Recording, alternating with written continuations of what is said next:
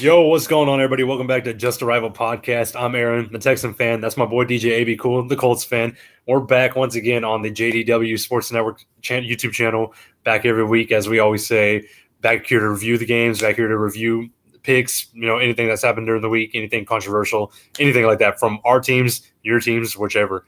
But yeah, we're back making another episode today. We're live, so whoever's watching, hello to y'all. Thank y'all for coming in. I hope y'all can like, share, and subscribe what we've got going on. We're going to continue to grow in this. So this is already started. Overall, we're going to start it with, the good side of things, which is for DJ, the Colts game, and which turned out to be a W for the Colts. And it's surprising to me how I'm getting the predictions for the Colts games correct, but I can't get it for the Texans games. But I want to get your review from a Colts fan with the Colts and Denver game, because that was a good game, and I'm not gonna lie, I was proud of the Colts for getting that W in the end, because that's such a hard, tough team in Denver, a possible playoff team for y'all to take a W over. No, definitely. And you talk about the Denver Broncos. I mean, their defense, right, supposed to be really good. And I'm going to say supposed to be because the Colts offense made them look fraudulent all game. And I think Broncos fans and media can even agree with that statement right there. Is the Broncos defense, they look fraudulent, right? You talk about Daniel Jones, 23 out of 34, coming in here with 316 passing yards, a touchdown, only got sacked once, right? And going into this game, Daniel Jones, he just looked like he was on point, Aaron. I mean, he was all over the place. I'm pretty sure you got to get a look at that game as well. Like Jones, I mean, he looked amazing. Oh, yeah. Yeah, and it's crazy to me how good he looked, because, I mean, the W last week, it felt good and nice against the Dolphins, but everybody, felt like they seen the Dolphins deteriorating before the season started. So going up against a tough defense like Denver the next week, that's like the biggest challenge. And somebody like Daniel Jones just coming in, going home to Indianapolis, showing up and showing out, 316 pass yards against a great secondary like that. Patrick Surtain, that's a key defensive player for Denver. For him to pass 316 yards, Jonathan Taylor running 165 yards, that would have been nice for him to get a touchdown with that stat line. Tyler Warren, 79 yards. Everything about the offense was just looking good, and it all came down to the wire, as you expected. Denver, of course, were moving their way, but I feel like Denver is still trying to catch their feeding of what their offense was to be, because of how last year it was just a whim. It was kind of a whim, like for Bo Nix to come in and look how he looked. So this is like, in a way, this is Bo Nix's first year. That's how I see it. But he's, he still looks great. He still does look great with 3 touchdowns and 1 interception, which shout out, because I did get to see that interception. And I was like, oh, look at that, it's biting him. I was like, oh, look, it's biting him again. But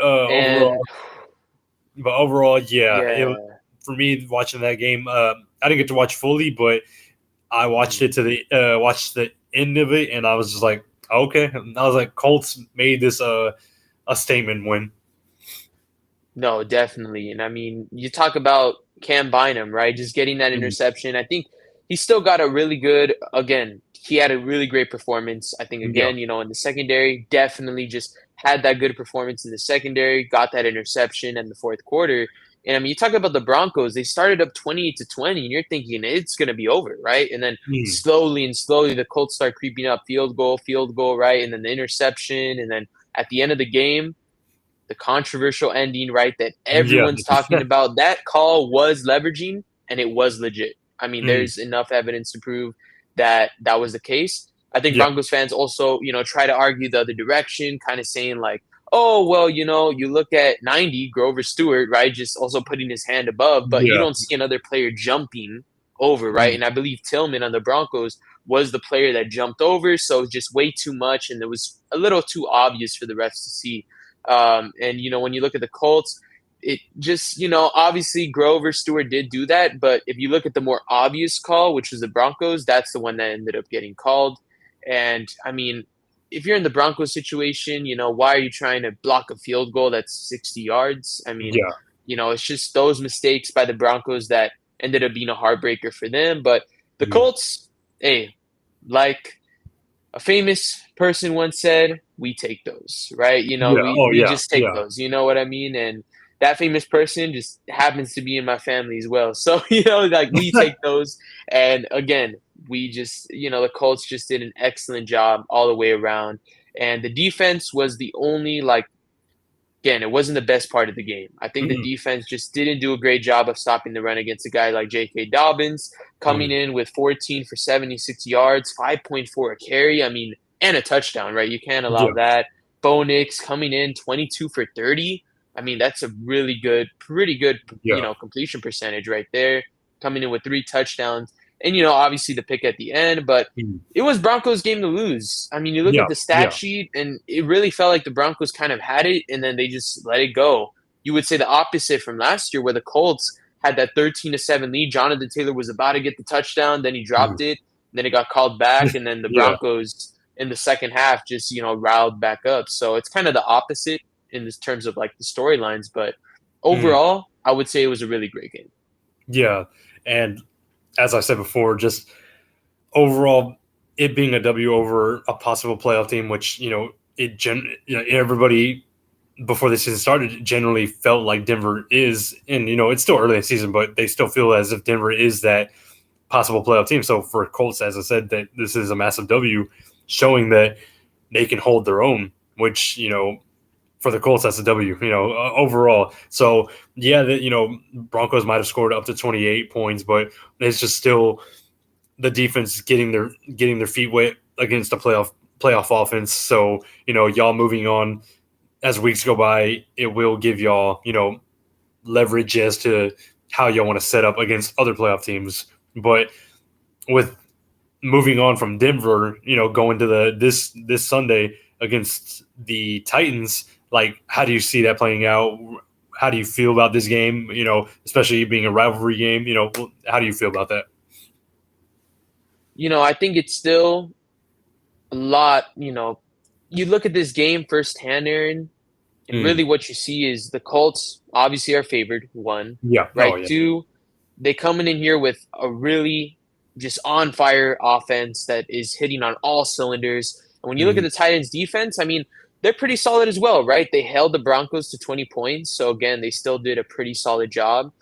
Way better job, than the Colts defense did. And they still have Yeah. Jeffrey Simmons back there who, he's still a good run stopper. He's still great at getting pressure. So Mm. when you look at the Titans front, they have some guys there, but I look at the secondary. L'Jarius Sneed is kind of banged up right now, and Yeah. I just don't know if the Titans defense can really stop the Colts offense, right? When you really look at it on paper, the Colts offense is just so explosive, so dynamic, so fast. And the Hmm. Titans defense as well has some players here and there. Just like I mentioned, Jeffrey Simmons, right? You Yeah. got L'Jarius Sneed, and you have some amazing linebackers there as well with the Tennessee Titans. But I just think overall, when you look at the stat sheet, the Colts offense should be able to dominate up front with Jonathan Taylor, Daniel Jones. The Hmm. Titans just in previous games didn't do a great job at stopping running backs in the Rams and RJ Harvey, who got a big, huge gain against them in that Broncos game. So when I really look at it on the ground, if they Hmm. can't stop Jonathan Taylor, then Daniel Jones going to get open opportunities. Yeah. This can end up being bad. And then you look at the other side, right, with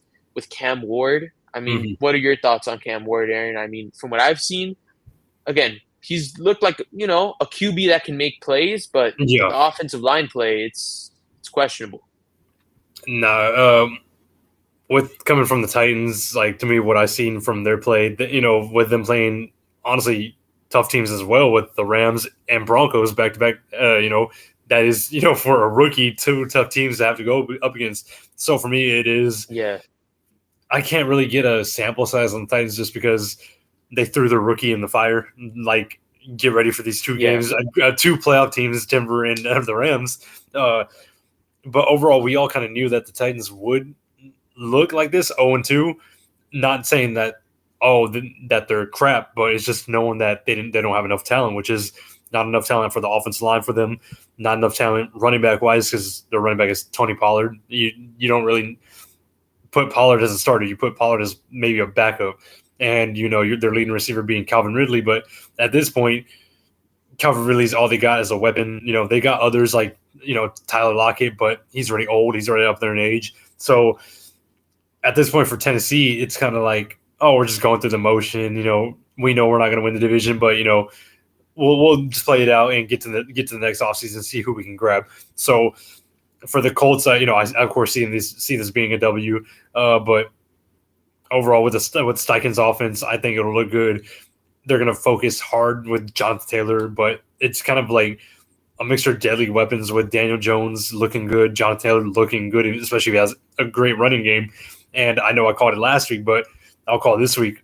Honestly, another good game from Tyler Warren, because I honestly believe that's Daniel Jones' number one weapon when it comes down to it, because Tyler Warren led the team in receiving last week for y'all. So I won't see that going lower than it should be, because I don't see the Titans defense secondary, especially covering Michael Pittman, Joshua Downs, Tyler Warren, all these guys, you'll have a good amount of weapons for the offense to be stable, move on, and take the W. No, yeah, definitely. And then when you look at it right here, I mean, the Titans, just in first downs allowed, right? You look at the opponents that they're able to get 42 first downs, and you look at it right there. It's just crazy to think that right off the bat, right? And then you look at it right here. The Colts have just done a fantastic job of, just running the football, passing, and getting first downs. And first of all, the Colts haven't even punted, right? Yeah. To think about it like that, the Colts have not even punted, and just to look at it that way, it's very hard for this Titans defense. And of course, like you were saying, Cam Ward, he has potential. And of course, weapons, like you were saying, Calvin Ridley, right? Tony Pollard. Those are guys that, I would say are arguably underrated. But also when you look at them and how they're playing, Tony Pollard, over 150 rushing yards through 2 weeks, kind of solid, right? And then Calvin Ridley with 81 receiving yards. So when you look at the stats, it's just, they went against some really rough defensive, Aaron. And when you go up against some really rough defenses, the Colts defense coming in has allowed a lot of yardage, to like the Broncos specifically. It was a worrisome game, right? The Dolphins game, of course, you shut them down until the end. But, I'm interested to see, with Ladu potentially coming back in, Travis Ward coming back in. I think the defense should look like the dominant force we saw in week 1. Yeah. But we have to see. I will predict the Colts to win, though, of course. I'm going to have the Colts winning. Since this is kind of like a potential trap game, I think I'm going to have the Colts winning here, just 31. And I'm going to have the Titans. I think they go over 20 points. I'm going to say 21. Until the defense proves me otherwise, I'm going to say 31-21. But you never know. The defense could just shut them out or just hold them to 3 points. It'd be crazy. But I think it'll be like 31-21. I think Cam Ward will have some touchdowns here and there, but at the end, the Colts will just finish them off, win by 10. Yeah, and what I was going to end it by saying is it also comes down to, which will give the Colts a W, is coaching. With Tennessee side, they have a rookie head coach with a rookie quarterback. Exactly. So I feel Steichen, Daniel Jones being a veteran already in this league, I feel that they'll work together too much, really well, meaning that's where I'm going with it. So where they'll take over the W. Steichen outcoaches. I already forgot the Titans coach, but Brian Callahan. I honestly forgot what his name was, but it's just overall, it's just one of those outcoach games. I don't see, I know for Colts fans, when it comes to rivalry games, you see it as a possible trap, but I don't see it. I feel Colts will overpower them. I feel they will dominate them. I feel at most Tennessee will score based on just easy touchdowns, like in the end when the game's already over, just like lazy type touchdowns, especially if y'all decide to put your third stringers in or something like that. But I'm not saying it's gonna be a big blowout, but I am saying that I don't think Tennessee will score as much as they believe they will. So I'm gonna call the game, I'll say 27-13.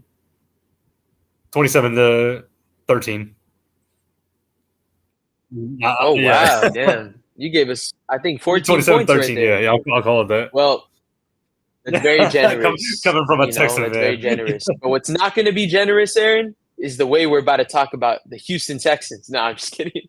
But, the Houston Texans, I'm sorry, Aaron, I had to say it. But the Houston Texans are 0-2, ladies and gentlemen.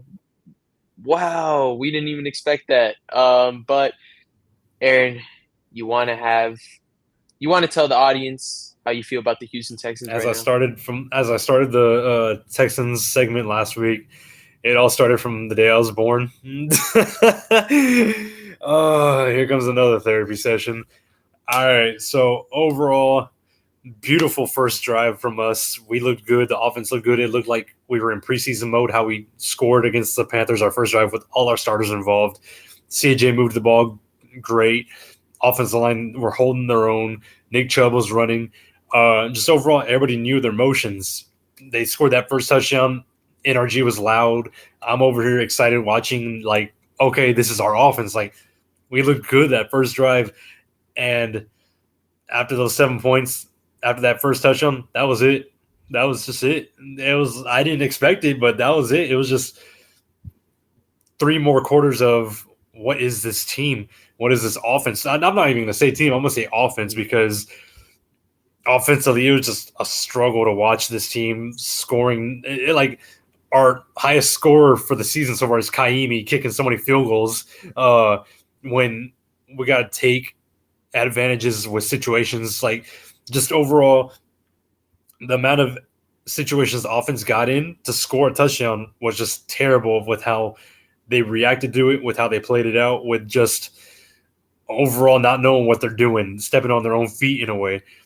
And CJ Stroud, I'll get into it, but overall we're going to talk about the first thing, which is the offensive line. Offensive line, they look. I'm not even gonna lie. They had their moments where they looked good. They were pushing. They a good, great defensive lineman from Vita Vea, Cansey, even though he got hurt and he's out for the season, which is just crazy that was against us. But a great secondary like Antoine Winfield. But the thing is, we had so many opportunities where weapons were open, but we weren't making plays happen. So starting with the offensive line, they were holding their own, and nobody got hurt, which is good. I'm glad to hear no injuries from the offensive line, but still, they were looking good especially with the first drive touchdown. But as the quarters went by, moments went by, they started just being too comfortable. They weren't calling out blitzes. They weren't calling out stunts. Tampa were honestly just throwing fuel to the fire, like, hey, just throw our safety to blitz. Oh, throw our 2 linebackers into blitz. We know that they're not going to catch them on time. Like, I saw a highlight reel of the formation on Twitter, which was we had 9 personnel on the offensive line from our tight ends to our offensive line holding their own. Tampa only had we had 8 personnel actually. Tampa only had 7, so it's like we have an extra guy to protect. As soon as CJ hiked it, it was a play action. Just hike it, fake it to the running back, play action.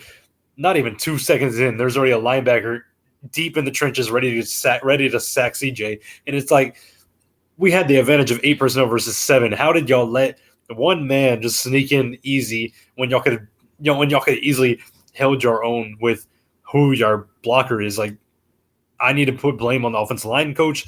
I need to put blame on the OC, Nick Caley. I need to put blame on D'Amico, because with them saying all week, oh, we're going to do better, we're going to make the offensive line better, it was not better. But I'm not going to fully blame the offensive line. The other thing I'm going to blame is CJ Stroud. He looked, like I said, everybody looked good on the first drive. He looked good. His awareness was good. His pocket awareness was good. When he wanted to run, he ran, which I'm glad to see this season, him running instead of falling out of the pocket, taking a sack, which he did better this week than last week with him taking those ugly sacks. But there were some sacks where he did step up and took a sack, which I put the blame on him for that sack in this game currently.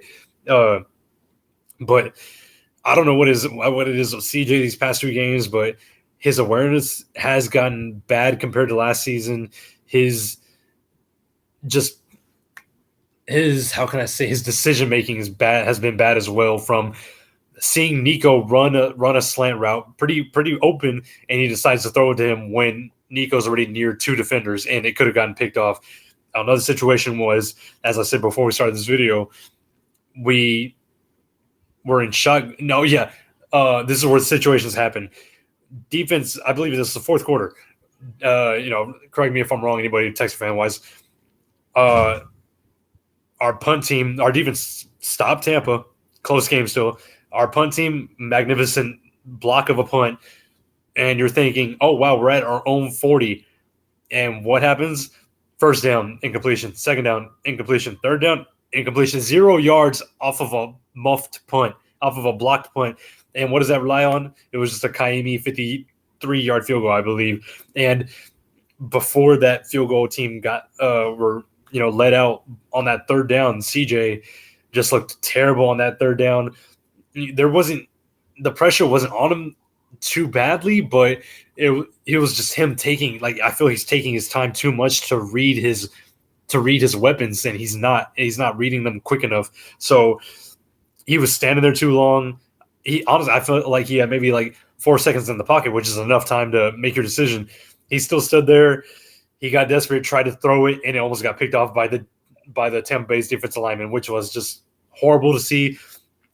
It was so, like, with our team, you believe like, oh, our team is a possible playoff or even possible Super Bowl contender. It's so bad that you can hear our fans booing this team within 2 games. Like, I was hearing it, and I'm like, I don't care. I'd boo the team too for looking the way they are. You said y'all haven't punted at all, 0 punts. We haven't scored in the red zone in 2 games. That is terrible. We have no red zone touchdowns. Yeah. Another situation once again. We look good. We moved down the field so well. I forgot. I believe it was third quarter. We got to the I believe 5-yard line. A quick throw to Nico all the way to the, I believe, 2-yard line.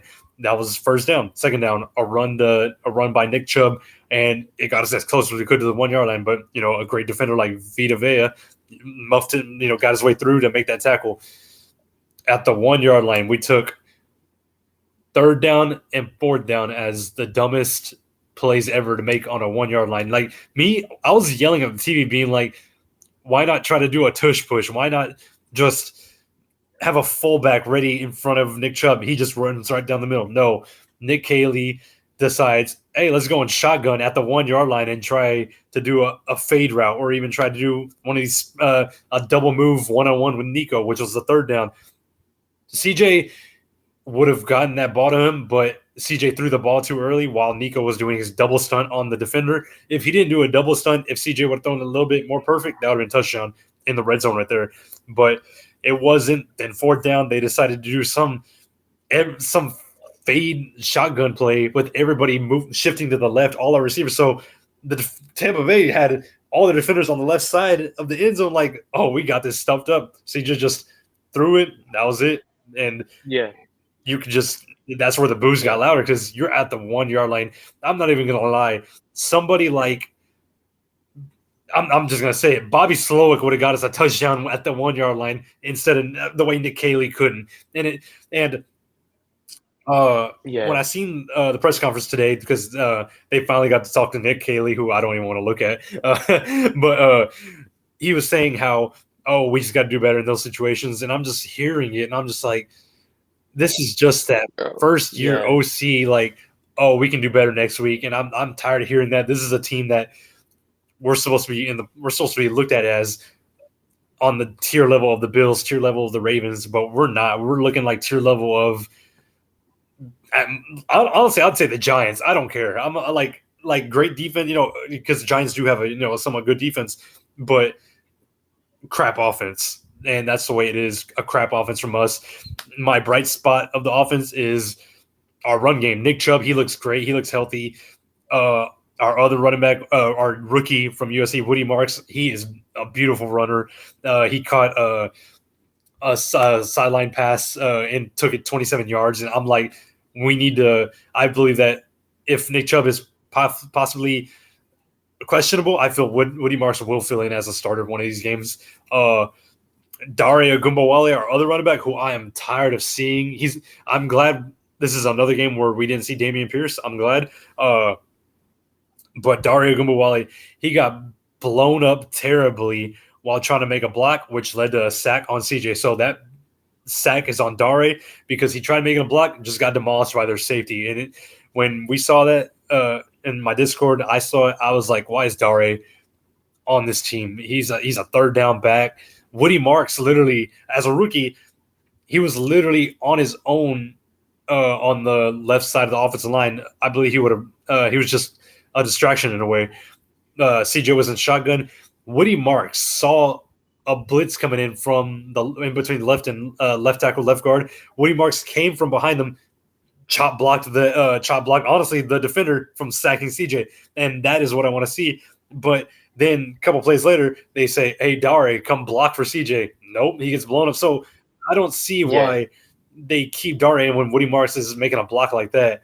And the other thing I hate is our Iowa State rookie wide receivers, Jaden Higgins, Jalen Noel with a beautiful punt return for about, I think it was 60 yards. Did we get a touchdown over it? Yeah, but it was about 3 minutes before the game was over. And honestly, I'm not even gonna lie to you, Tampa Bay is kind of hiding the fact over it, but we all believe Tampa let us have that touchdown so that they could kill that clock, drive all the way down to win the game. So that's what we believe. But with the offense still, Jalen Noel, our rookie, Jaden Higgins, they have not even been targeted much at all. They've combined our rookie wide receivers. They only have six catches altogether. That's like so bad to see. Jalen Noel making great speed on his punt return. It's like, why isn't he with the offense with this speed? Meanwhile, we got Justin Watson, honestly about a fourth string backup.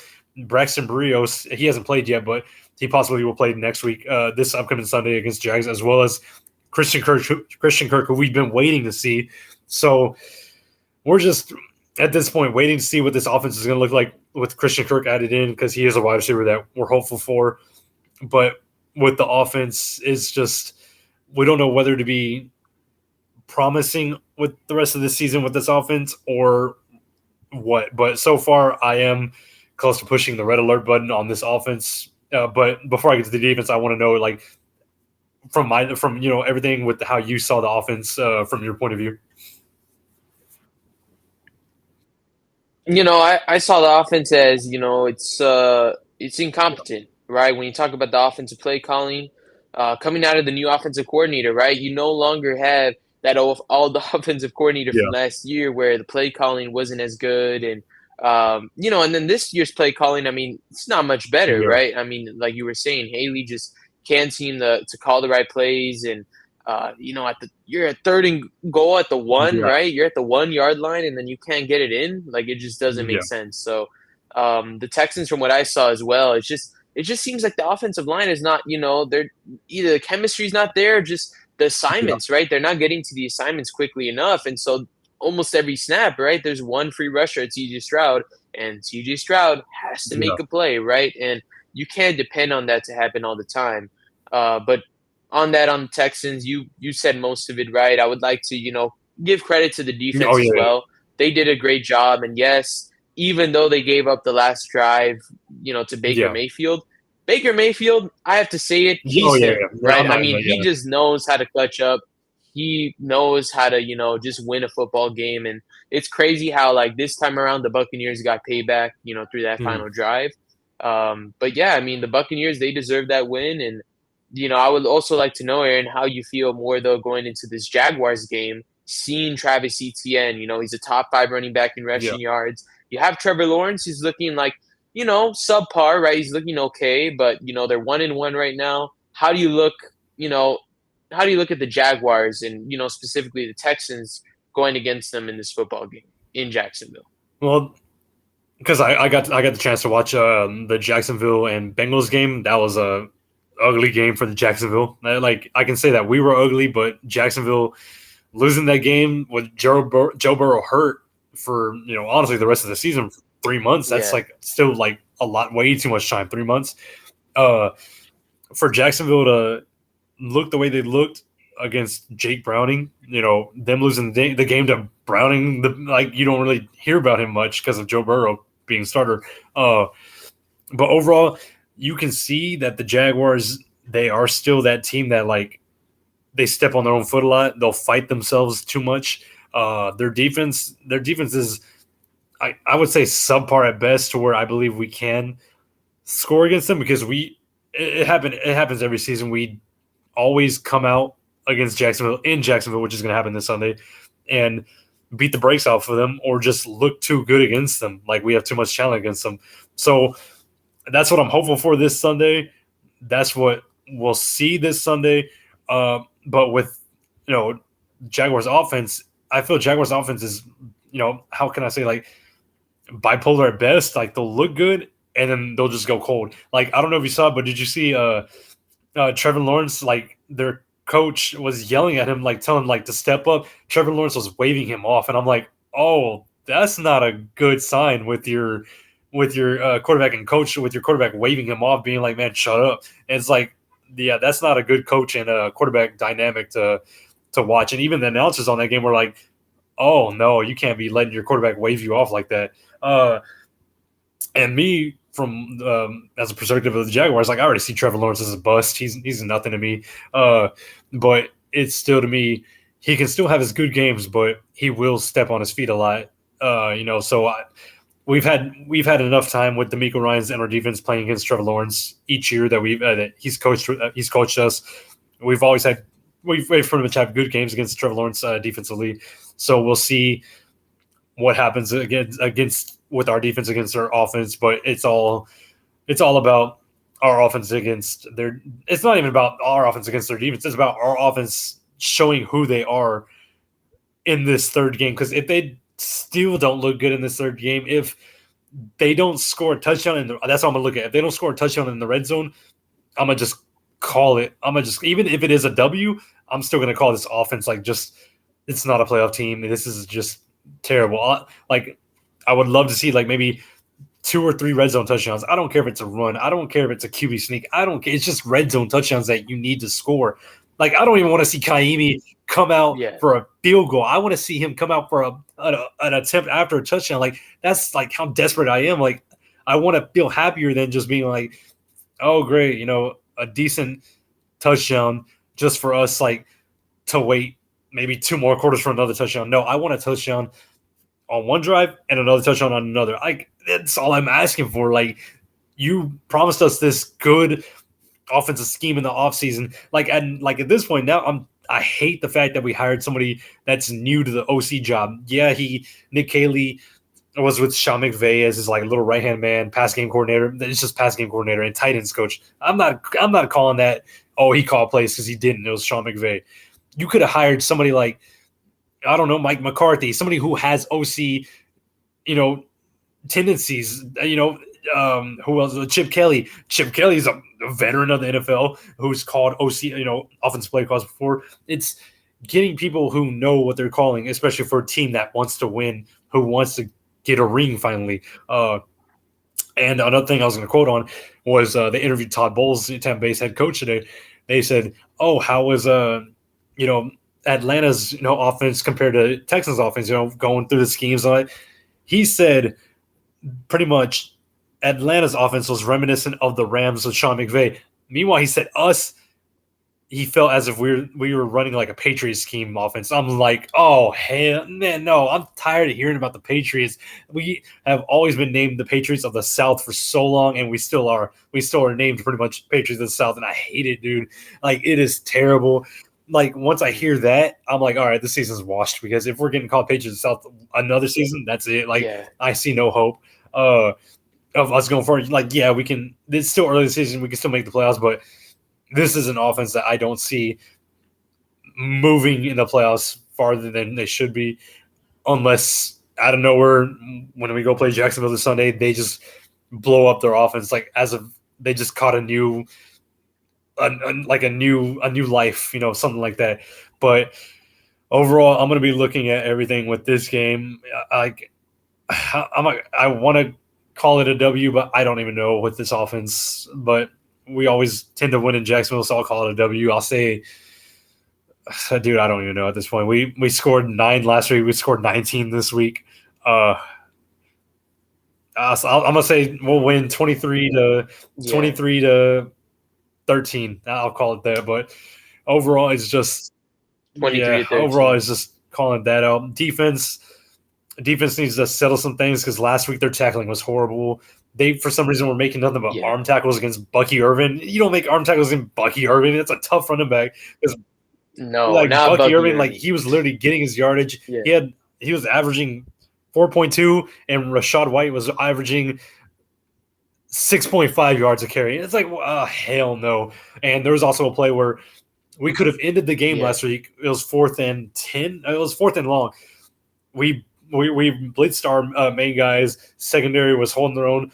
Henry Toto was going to make the tackle to honestly end the game to make the sack on Baker.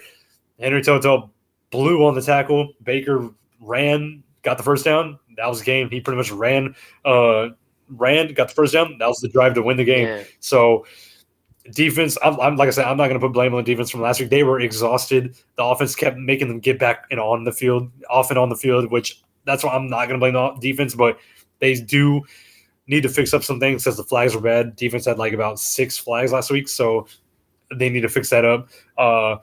Secondary did good. Like one screenshot I took from Twitter that I saw was Derek Stingley was covering Mike Evans all game. Of 29 of Evans' 39 routes, resulting in, this is from Stingley against Mike Evans, 9 targets, but Mike Evans against Derek Stingley only had 3 receptions for 36 yards. So Derek has been holding his own as an All-Pro. So, he's been holding his own. So I believe this defense will, still look good, especially, against a rival team like the Jaguars, who we play every two times every year. So, like I said, I'll call this a W, 23-13. Overall, I'm not going to worry about the defense. Yeah, I'll be, calling them out for certain things like tackling or missed coverage, but it's all going to be about the offense. But, how do you feel about our game coming up?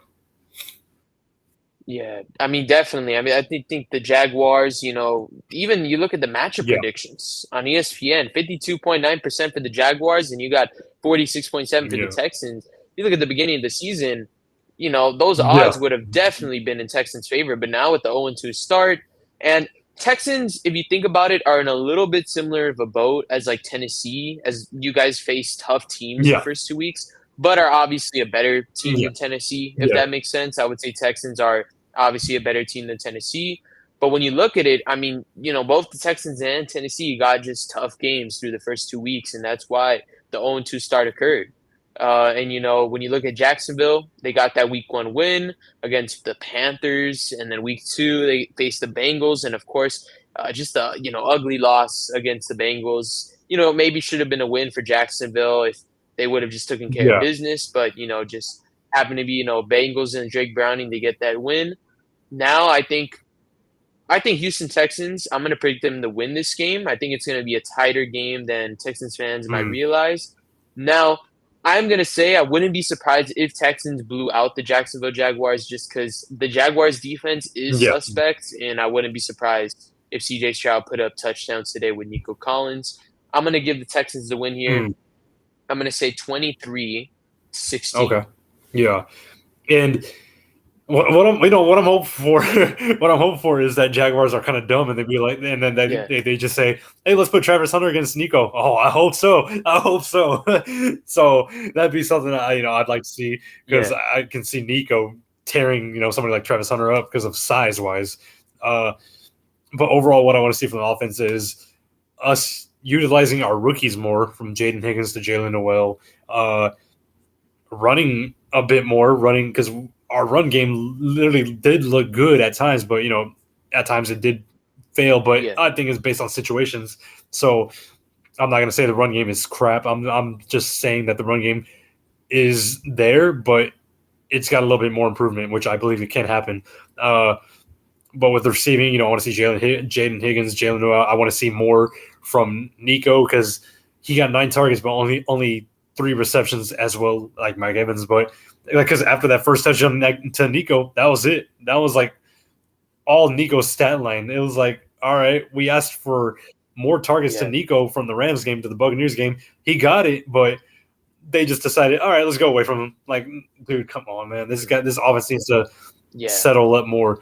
But from what I'm seeing on Twitter and all that, Christian Kirk was practicing today, so I'm hopeful for that. It'll be a revenge game for him against his former team, the Jaguars. So I hope I mean, of course, one player can't be the full catalyst of an offense doing better, but I'm hopeful that Christian Kirk can, add that weaponry, which I'm hoping because he was there during the offseason practicing with CJ.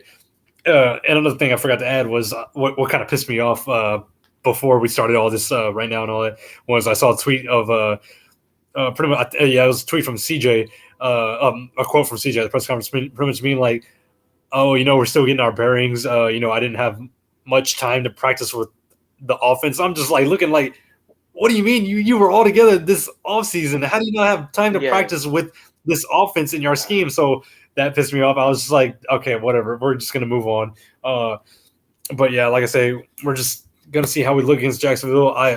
These are one of these type of games where we sorely miss a weapon like Tank Dell, because Tank Dell was that like overpowered weapon with his speed, his explosiveness, with his just way to get open, while Nico was sort of that distraction, being the number one receiver he is. So we sorely missed Tank Dell. I'm hopeful he could somehow return this season, because we always see him. He's like walking up and down the field, no boot on, no brace on, nothing. He's just walking up and down the field. So I'm hopeful he can come back. But it is overall just another thing is looking at the coaching from D'Amico to Nick Caley. What I saw from one person from YouTube and also tweeting out, I didn't get to get their names. I was just quick Twitter read was somebody was like, Nick Caley should go to the booth. He should like call plays from the booth so he can see field level of what's going on instead of on ground level where he can only see it from a certain point of view, which I agree with, which would be nice, but I already know us. We won't do it. But that'd be nice if somehow maybe we just tried it out to attempt it. But overall, yeah, we'll see. We got this Sunday coming up. But, yeah, from both of our perspectives, we got Colts winning, we got Texans winning, same as these past 2 weeks. But, y'all being 2-0, us being 0-2, it feels like such a what is this season type of moment. Yeah, definitely. And, we're definitely going to see which teams are going to win. Again, we both have the Colts winning. We both have the Texans winning. I think the Texans hopefully can get their first win of the season. I believe so. I think it could definitely happen. If not, a lot of Texans fans are going to start calling out Haley, even D'Amico, right? He's the head coach.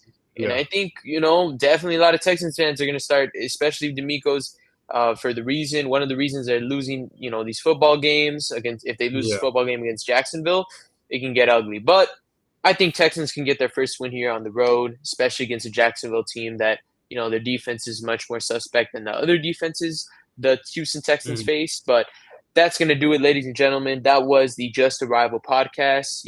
Enjoy your Thursday night. You have the Bills-Dolphins going to face right off on Thursday night, so go enjoy that game. But Aaron, any last words before we hop off here?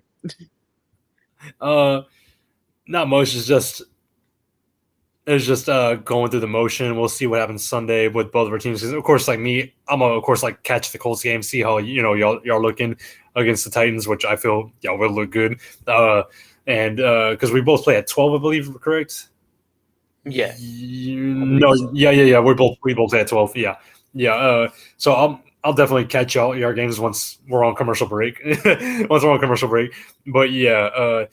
And with this game on right now with Buffalo and Miami, hey Miami, if y'all fire Mike McDaniels, can you maybe come be the OC for us? You're a good offensive caller, so maybe come to us. Yeah, definitely. I mean, shoot, we'll see what happens, but that'll be it, ladies and gentlemen. It was a great episode here. We were able to discuss the review of the Week 2 games, going into the preview of the Week 3 games. Enjoy your Thursday night. Definitely have a good rest of your weekend, and we'll see you on Sunday. You have been Just Arrival.